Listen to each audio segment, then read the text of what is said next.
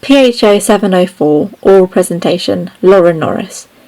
During this presentation, I will discuss a reflection of my current photographic practice as well as my live brief project.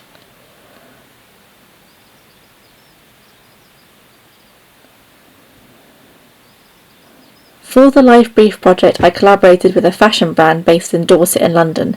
They needed a photographer to work alongside them for an R&B singer, Juan, for shooting promotional material for his upcoming album.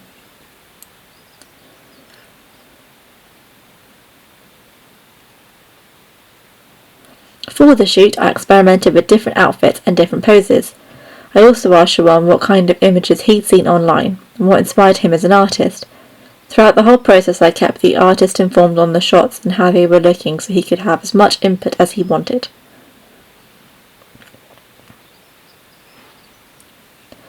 These are the final images that I selected. I used both black and white backgrounds and chose to shoot with both colour and black and white. I focused on more portrait-styled images to draw more attention to the face for the album cover as requested.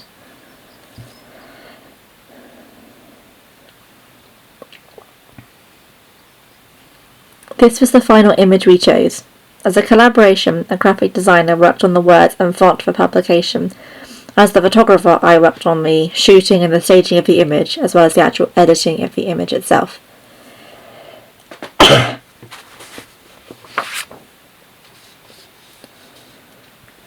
Landscape photographer Ansel Adams said that for a landscape image to be of good quality, it would need to be in perfect focus. I've chosen to shoot my landscapes on an SX70 Polaroid film camera to give a different perspective to this viewpoint.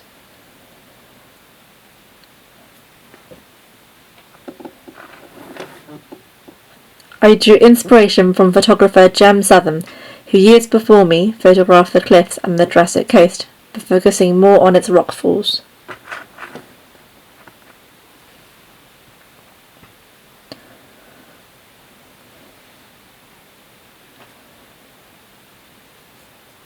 Our connections to the landscape here go back generation after generation.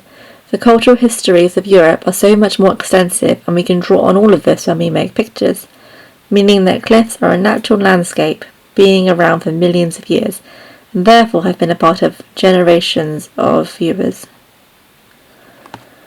Here you can see the coastal map of the World Heritage Site, the Jurassic Coast. However, we have been in a pandemic with lockdown restrictions, so I've only been able to photograph what is close to me without breaking lockdown rules. So I started at Burton Bradstock to West Bay to Seatown to Charmouth along to Lyme Regis. I was also inspired by local artist Sam Cannon. Cannon would draw and paint parts of the Jurassic Coast, as shown here. We have Charmouth, Burton Bradstock and West Bay. It was interesting to look at the artistic approach as well as the photographic approaches for this project.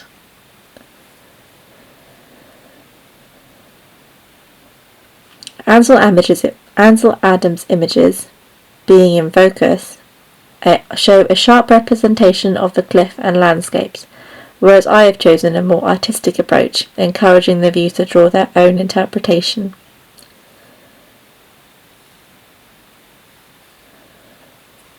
This then, to photograph a rock, have it look like a rock, but be more than a rock, is a quote by Edward Weston, a statement written in 1930 in his one-man exhibition at the Museum of Fine Arts, and that statement comes from the book Supreme Instance.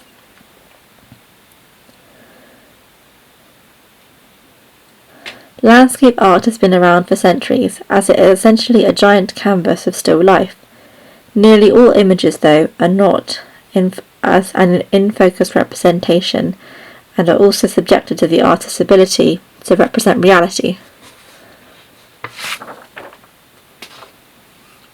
Uta Bath is among the most influential artists working with photography to emerge in the 1990s. Bath's photographs invite the notion of background and foreground, drawing our attention to the visual information around us, which we barely register or ignore altogether. Her work is as much about vision and perception as it is about the failure to see.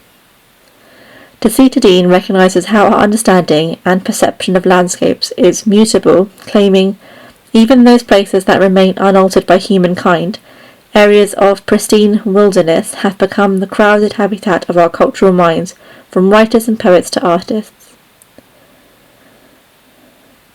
Thomas Joshua Cooper photographed all 5 continents that surrounded the entire Atlantic Ocean.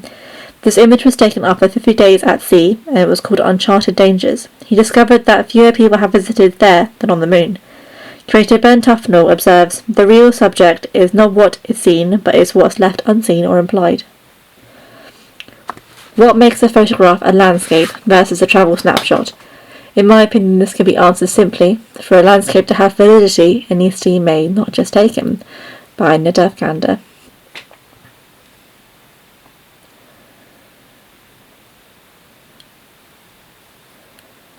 Pictorialism, one of the earliest international photographic movements, did little to help the medium's cause. Its adherents believed that before photography could be seen as an art, its origins in the mechanical and chemical had to be disguised.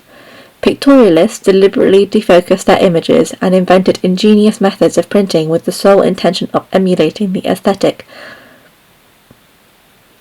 I photographed the places I visited digitally to document the landscape as it was to the human eye.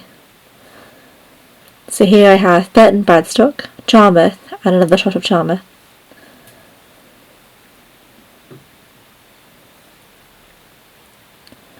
I then photographed the same images with my Polaroid, with a more aesthetic approach, leaving the images to artistic interpretation.